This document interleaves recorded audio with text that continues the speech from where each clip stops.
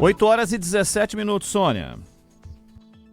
8h17 e agora é hora da gente conversar com o professor Leonardo Trevisan, especialista em ciências políticas, em relações internacionais, professor da ESPM e que sempre nos atende nesses momentos em que o mundo está girando, podemos dizer assim, professor, de uma maneira mais violenta. Bom dia, professor Trevisan. Bom dia, Sônia. Bom dia, Ronald. Bom dia a todos que nos escutam. Não dá para negar, né, Sônia? Né? Tá rápido tá rápido e violento, né? Vamos ver o que vai dar. Vamos ver o que vai dar, professor. A gente começa com a seguinte pergunta, né? Que é a questão da Assembleia da ONU, que foi cheia aí de contrastes, de novidades, de efervescências. E a gente queria começar com o assunto Lula e Trump. A hora que, fora a sabotagem da escada rolante, Lula, conforme a tradição, presidente do Brasil, é o primeiro a falar na abertura da Assembleia para os líderes, e Trump, logo na sequência, diz que rolou uma química entre os dois. Professor, vamos analisar esse fato? Namoros e noivados sempre chamam a atenção de todos, né? Não há dúvida nenhuma. Quando eles são muito rápidos demais, além da atenção, né, gera uma certa desconfiança, né? Se o amor é verdadeiro mesmo, né? Então é mais ou menos isso, né? O teu resumo é exato, né? O presidente Lula foi ao discurso fez o primeiro discurso, como é uma tradição desde os anos 50, com o Brasil abrindo a Assembleia Geral da ONU, né? Na verdade, esse quadro é um quadro que sinaliza, né? O discurso do presidente Lula sinaliza duas realidades, né, que o mundo inteiro captou, e eu acho que isso é um ponto que a gente precisa olhar com alguma calma, né? O discurso do presidente Lula misturou em doses iguais e bastante efetivas tanto moderação como firmeza. O presidente Lula falou, olha, vamos moderar na visão das coisas, as guerras têm que terminar com esse sentido, porém, por outro lado, foi bastante firme na defesa daquilo que ele chamou de inaceitáveis. Por exemplo, né, ataques à soberania dos países, especialmente a do Brasil, né, e misturar isso com tarifa é inaceitável. Discutir tarifa, nós vamos discutir, é um direito. Discutir, de alguma forma, intromissão na soberania dos países não é possível, não é aceitável. Eu acho que o mundo captou a mensagem, né? A gente pode observar que isso ficou muito forte. De algum modo, né, o presidente Trump, por sua vez, né, aproveitou a oportunidade para fazer um giro de 180 graus na sua visão de mundo sobre o que fazer com não só o Brasil, mas o que fazer com a nova feição geopolítica. Né? 180 graus de girada. Né? Não foi só conosco, não. Ele girou também no assunto Gaza, por exemplo, e no assunto Ucrânia também. Né? Mas conosco, que é o que mais nos importa, né? Ele foi incisivo em dizer, olha, queremos conversar. Fez uma oferta de conversa que foi imediatamente aceita. Né? A pergunta que cabe para todos nós tentar responder é por que Trump fez esse giro. Né? No nosso caso, eu acho que o giro de Trump ele é produto de uma bem azeitada, de uma bem estruturada movimentação, eu não vou dizer de um setor, de pelo menos vários setores brasileiros, né? Os empresários se mexeram de forma muito contundente e efetiva, a diplomacia brasileira deu realmente um sinal de eficiência bastante forte, o governo brasileiro agiu na medida exata, nomeou a figura que cabia para esse processo, que é o vice-presidente. Enfim, o Brasil se mexeu, né? E deu resultado. Vamos ver daqui para frente. Nós temos que agora lidar com aquela brincadeira que nós fizemos de início, né? O noivado é para valer, né?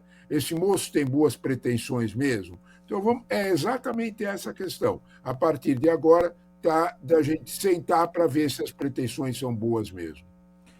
Professor, tem uma questão que chama muita atenção, que é o conteúdo e a forma, né? O senhor falou bastante do conteúdo, do que pode ser discutido, do que a gente pode evoluir, involuir, os caminhos que foram abertos quando o Trump falou, mas ainda se discute a forma, como é que isso vai acontecer. Se vai ser presencial, se vai ser por telefone, se vai ser em vídeo, e existe aí na memória afetiva de todos aquilo que aconteceu com outros presidentes que se reuniram com Trump e que passaram por processos de humilhação, como o Ramaphosa, como o Zelensky, e depois outra reunião com o Zelensky, um pouco mais branda. A discussão da forma ainda está à frente da discussão do conteúdo, e como é que se chega a uma conclusão? Quem é que entra nessa discussão? Os ministérios específicos de relações exteriores, as entourages em volta dos dois líderes. Como é que o senhor acha que isso vai se definir, hein? Olha, primeiro de tudo, eu concordo inteiramente com você que o problema da forma, talvez nesse caso, seja mais importante que o conteúdo, né? No Salão Oval, pode esquecer, né? Isso não vai acontecer. O Salão Oval está, vamos usar a palavra exata, Ronald, contaminado por um passado, né? Que o condena, né? Não foi só esses líderes de países menores, África do Sul e Ucrânia, né? O Macron passou a sua humilhação.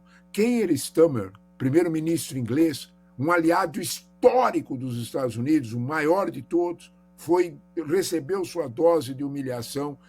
O terceiro PIB do mundo, Olaf Scholz, idem. Né?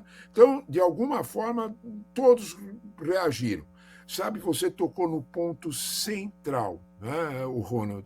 Quando a gente fala de forma de negociação, ela traduz alguma coisa. Vou dar um exemplo fora de tudo que a gente está dizendo. A poderosa União Europeia, que no ano passado vendeu 642 bi para os Estados Unidos. Eu vou repetir, porque senão as pessoas confundem a coisa, né? 600 bi para os Estados Unidos. Isso é praticamente mais de um terço do PIB brasileiro, né? Para dar um exemplo.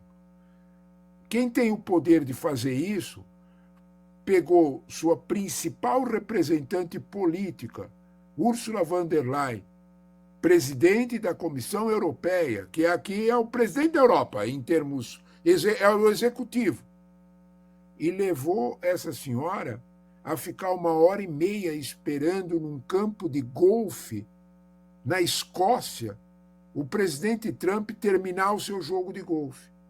Tudo isso queria dizer alguma coisa. A forma queria dizer alguma coisa. Não escolheram um ambiente, não. Ela precisou ir até lá, beijar a mão, numa atitude ostensiva de bajulação. O Brasil está evitando tudo isso. E por uma regra diplomática clara e eterna, né? O convite foi feito pela Casa Branca. Cabe ao convidado dizer onde é que ele quer ser recebido. Você faz o convite, o outro diz, aceito, mas aqui na minha casa, ou num campo neutro. São as regras da diplomacia. Então, nesse caso, eu acho que a forma vai contar muito.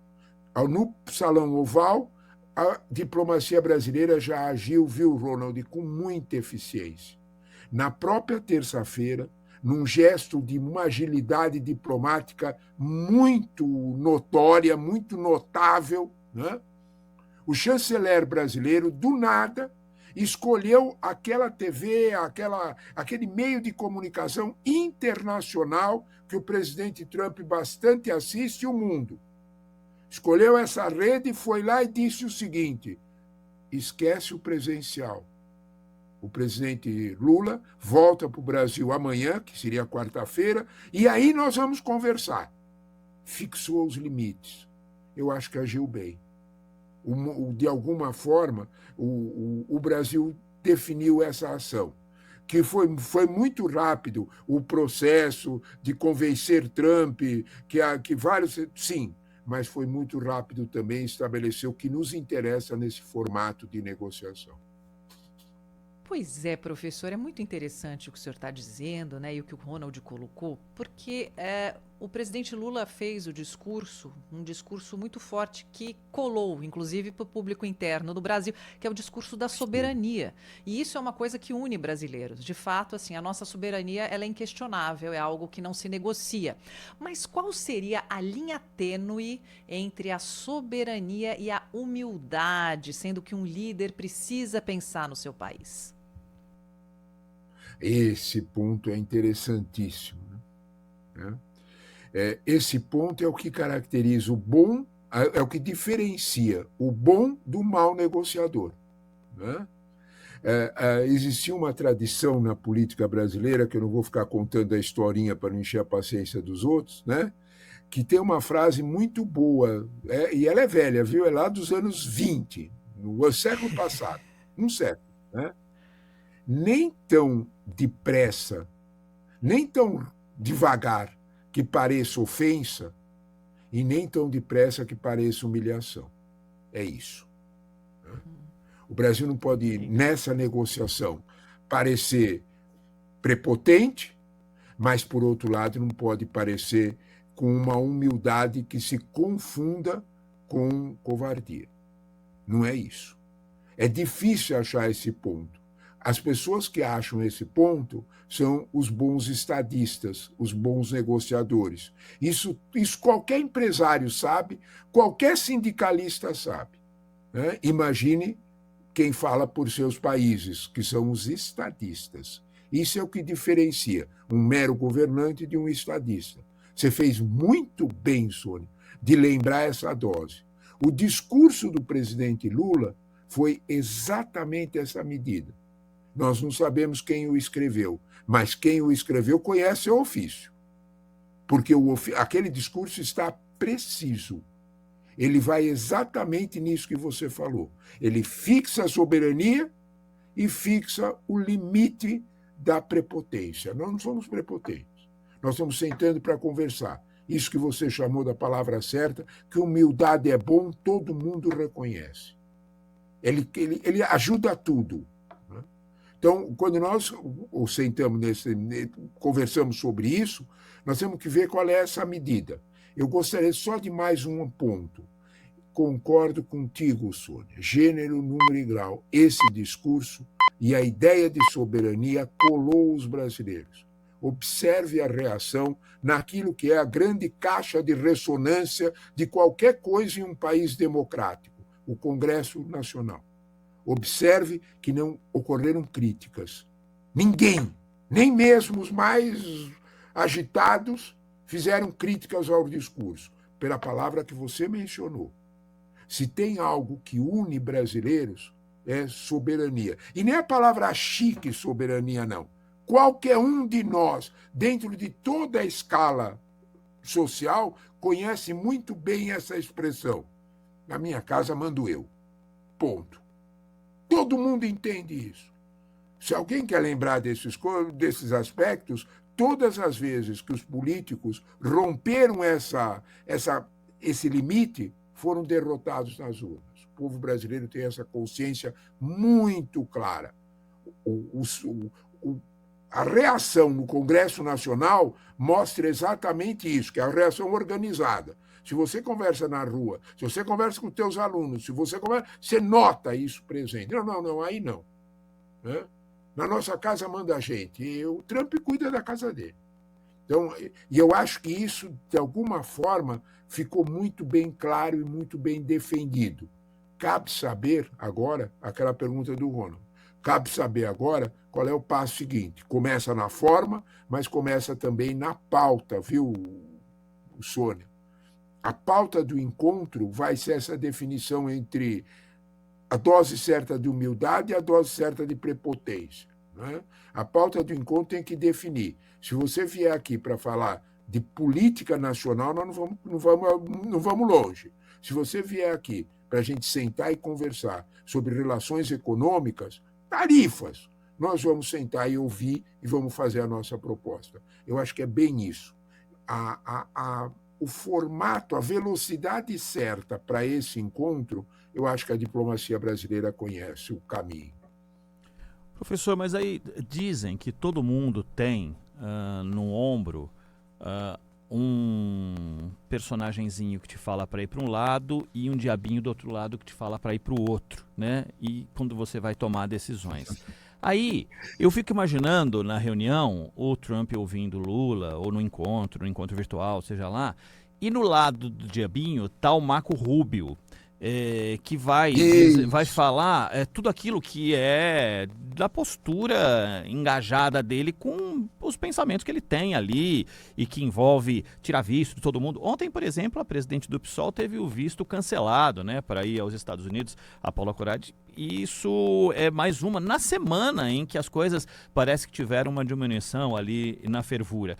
Qual vai ser o papel do Marco Rubio? Pô, é um cara do presidente Trump, já que ele é completamente antagonista a qualquer diminuição dessa fervura. Eu digo nas coisas mais nevrálgicas, que é a Lei Magnitsky, que é tirar visto desse ou daquele de familiar, de gente que não é necessariamente, que não segue a linha de pensamento do Marco Rubio, não digo nem do governo dos Estados Unidos. Olha, primeira coisa que eu gostei muito, eu vou pagar royalty, viu, Ronaldo? Essa tua lembrança do anjinho, de um lado e do diabinho do outro é fantástico, né? É exatamente isso, né? Vamos lá, né? Quem foram os anjinhos que foram namorar lá na orelha do Trump e dizer para ele, vai devagar, o Brasil sempre foi nosso amigo, nós temos 200 anos com eles. Bom, tiveram vários anjinhos para fazer isso. Eu acho que o mais eficiente deles foi a embaixatriz brasileira, a Maria Luísa Viotti, que foi procurar, né, a Suzy Wiles, né, que é a chefe de gabinete do Trump. Se você me disser que é a pessoa que mais tempo fica com ele, ela foi no ponto certo. Eu já vou te falar por que ela foi nesse ponto certo, na chefe de gabinete, a Viotti, a embaixadora brasileira. Fez uma relação com ela, almoçou com ela, esteve com ela, com a Suzy Wiles. A Suzy Wiles pavimentou a estrada para que a nossa embaixadora conversasse com a estrutura profissional dentro do Itamaraty deles, que é a Secretaria de Estado. Ela conversou muito com um cara chamado Christopher Landau, que é o vice-secretário de Estado, diplomata de carreira, um sujeito ponderado e conhecedor dos meandros. É diferente totalmente de Marco Rubio. Marco Rubio, filho de ex-imigrantes cubanos, lá da Flórida, com um colégio eleitoral dele, com um eleitorado dele muito aguerrido à direita, muito radicalizado, com uma visão de América Latina muito dura, né? E que cabe, aí vem o diabinho, e que cabe direitinho naqueles 40% do eleitorado americano. Exatamente o que disse a Sônia falando de Brasil, meio a meio. Tem 40% do eleitorado americano que gosta do Trump, que gosta desse jeito duro, que gosta desse jeito, assim, todo marcado por expressões, bocas e gestos duros. Rubio representa esse jeito com uma ambição política daquelas. Rubio pretende ser o herdeiro. Então, quando nós olhamos para esse quadro, Rubio fala, é o diabinho. A estrutura técnica e os empresários americanos são os anjinhos. Eles foram lá e disseram, o Brasil é bom negócio para nós. Nós temos 6 mil empresas que têm cadeia produtiva com o Brasil. O café vai subir. A carne. Foram esses anjinhos que colocaram o maior empresário brasileiro desse setor, todo mundo sabe, o Joesley Batista, para falar direto com o Trump. E acharam um tempo dele ir lá conversar. E ele foi lá e disse para o Trump o óbvio. Vocês gostam de hambúrguer, né? Nós vendemos hambúrguer com uma carne mais barata. Eles vão continuar comendo hambúrguer. Portanto, se a carne for mais cara, vai ter inflação. O Trump entendeu. O Anjinho falou, né?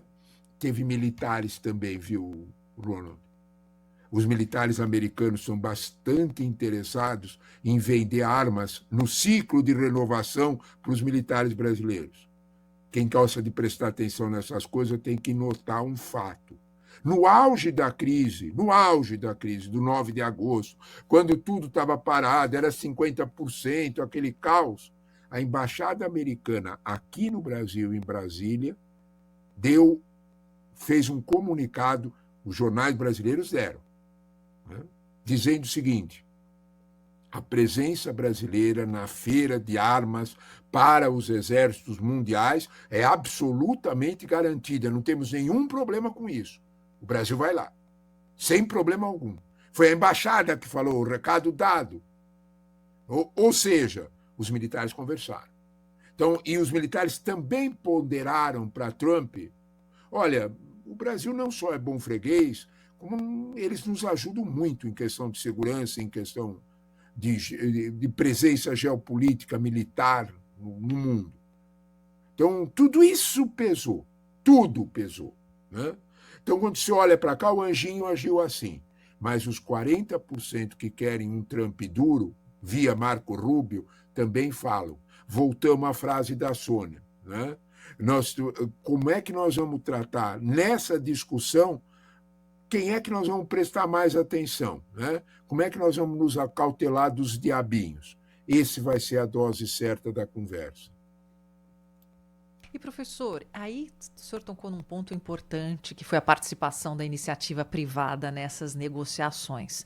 A gente tem o Itamaraty, que é o nosso Ministério das Relações Exteriores, que, aliás, tem uma tradição brilhante de negociação e, sim, assim, sempre foi o fiel da balança, inclusive em Guerra dos Outros, né? O Itamaraty sempre foi lá e resolveu historicamente.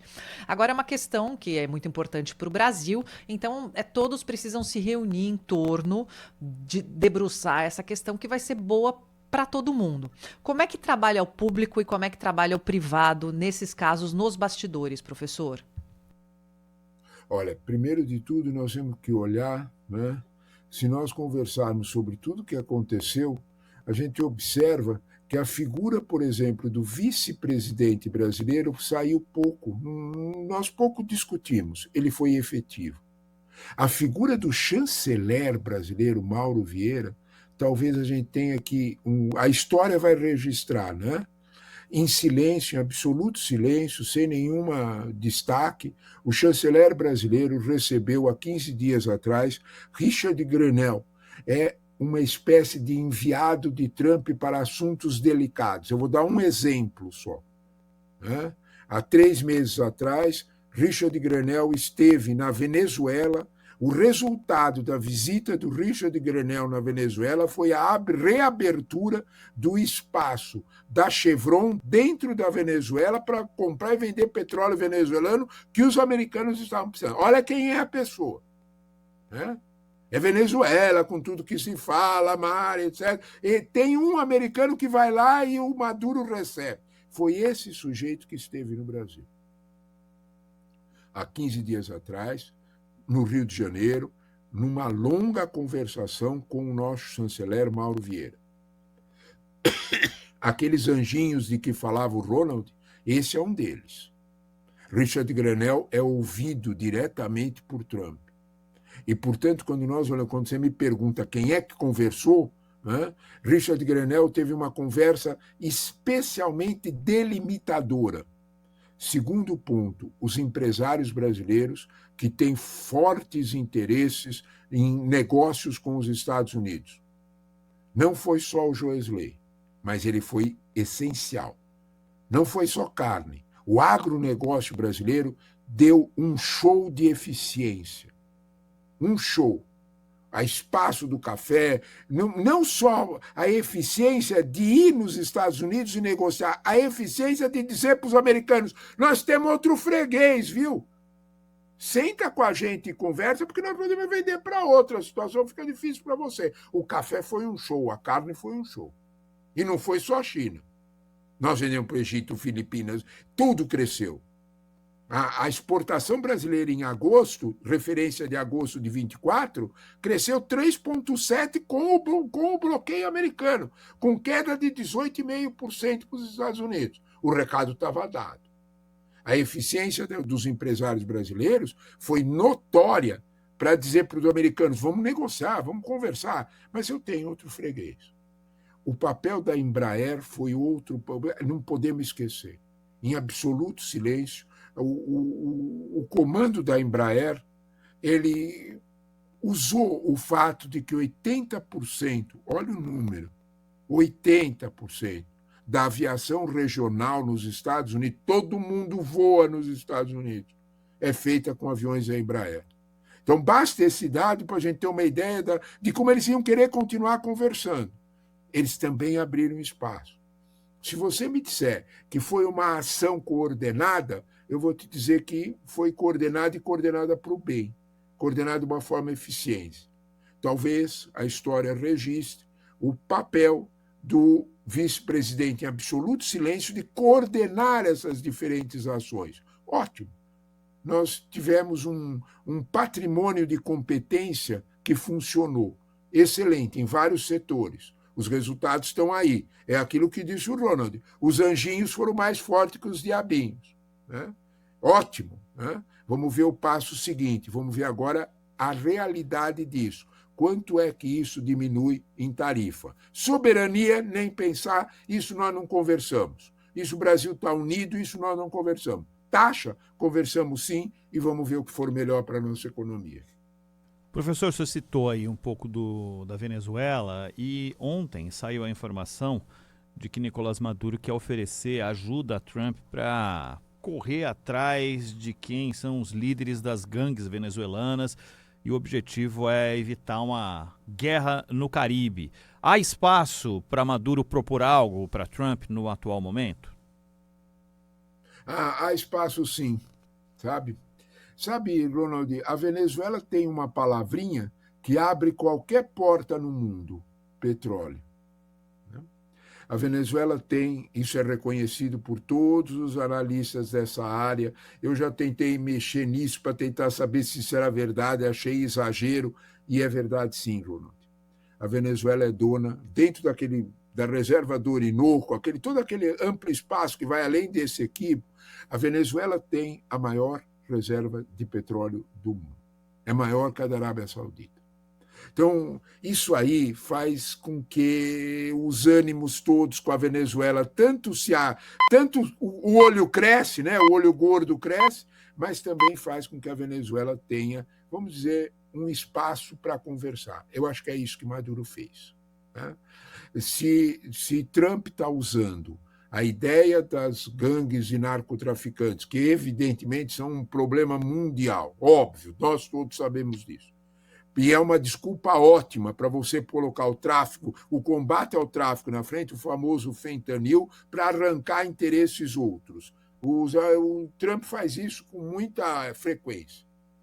Maduro tirou essa arma. Né? Maduro olhou para a relação, né? para a relação de força, impossível para a Venezuela.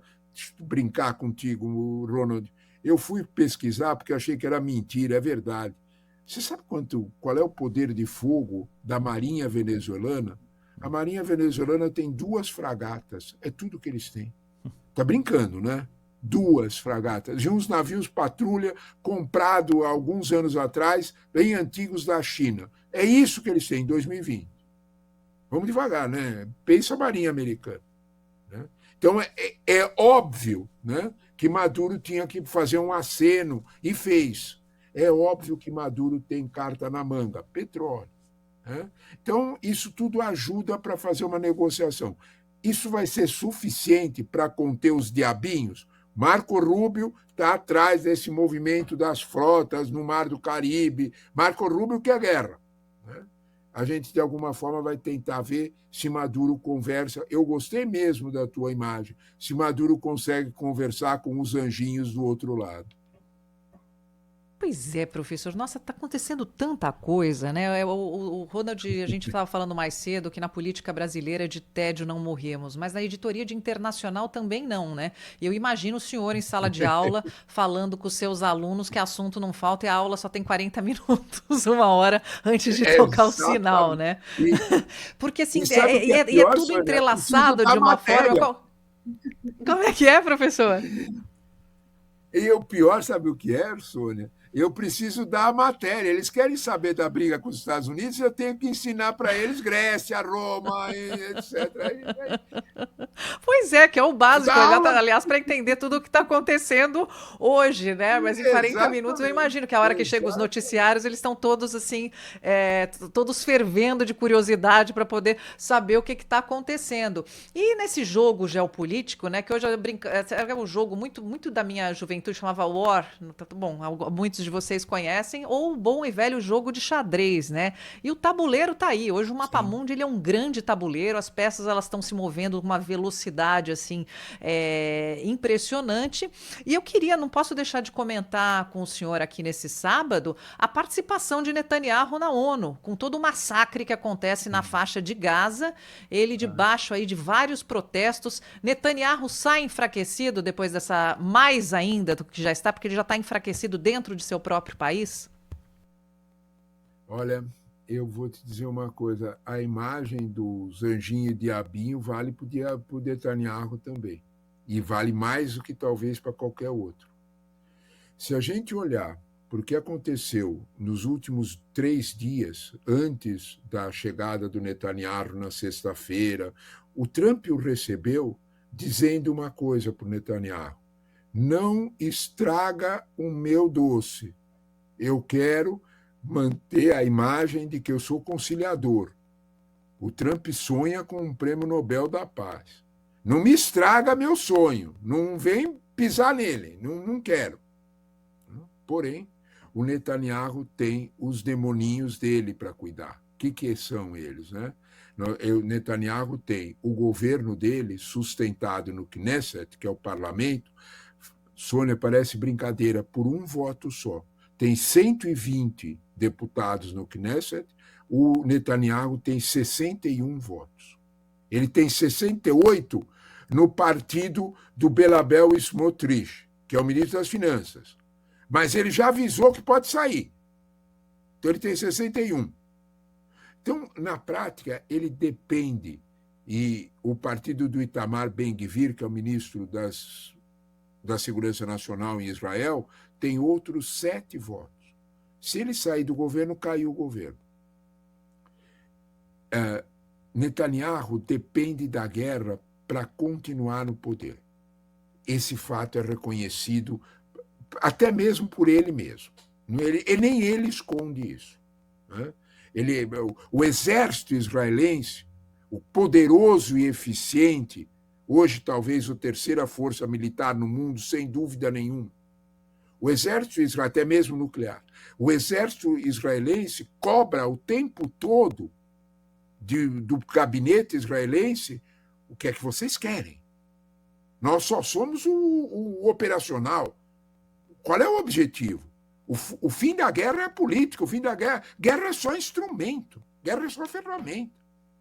Os militares israelenses cobram, o governo não tem resposta. Porque, na prática, né, Gaza e Cisjordânia é a verdadeira fonte de manutenção de Netanyahu.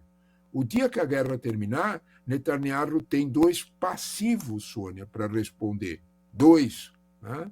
O passivo de tudo que aconteceu no 7 de outubro, um passivo político e um passivo judicial. Tem um monte de processos. A Suprema Corte está lá. Né? E ele vai ter que responder por eles com provas muito duras, com corrupção, uma série de situações. O governo dele não aguenta sem a guerra.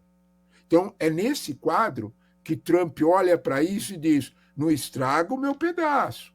Né? Eu quero sair bem no mundo, eu quero ficar bem na foto da paz. Netanyahu está com essa dupla pressão. Soma-se a isso uma mudança, né, na visão, é o xadrez, né, de que você se reparava, geopolítico de vários estados europeus que olham para o quadro e dizem: a Gaza vai fazer, já está pronta para fazer o que nós precisamos que ela faça, um governo sem Hamas. A autoridade, o discurso do Mahmoud Abbas é o mesmo discurso da Inglaterra, da França, de reconhecer esse Estado palestino, o da autoridade palestina, o de Mahmoud Abbas, um Estado moderado, Sônia, que fala em desmilitarização. Eu nunca imaginei que eu fosse ouvir isso de um mandatário palestino, Mahmoud Abbas, no discurso dele falou: eu aceito essas condições. Então, é nesse quadro que a situação de Gaza empurra a decisão muito mais para a política interna de Israel do que para as armas. Como, aliás, o exército israelense vem perguntando: qual é o objetivo político dessa guerra? O que é que vocês querem com isso? E não obtém resposta do parlamento, porque sequer o gabinete israelense sabe qual é essa resposta. Leonardo Trevisan, professor de Relações Internacionais da SPM, ficaríamos aqui até sei lá que horas conversando com o senhor e atendendo também as perguntas dos nossos ouvintes, mas infelizmente temos o relógio contra nós. Professor, muito obrigado mais uma vez pela tua atenção aqui com a Rádio Bandeirantes nas manhãs de sábado. Um grande abraço, bom fim de semana. Obrigada pela aula, professor. Bom fim de semana para vocês. Sônia, obrigado pela boa conversa. Ronald, obrigado pela imagem dos anjinhos e dos diabinhos. Eu pago o royalty, pode crer. Tá? Valeu. Muito obrigado a vocês. A gente vai até fazer desenho para te mandar, viu, professor? Isso. Vale a obrigado, pena. professor. Mais uma vez, muito Um abraço, obrigado. amigos. Valeu. Até mais. Tchau.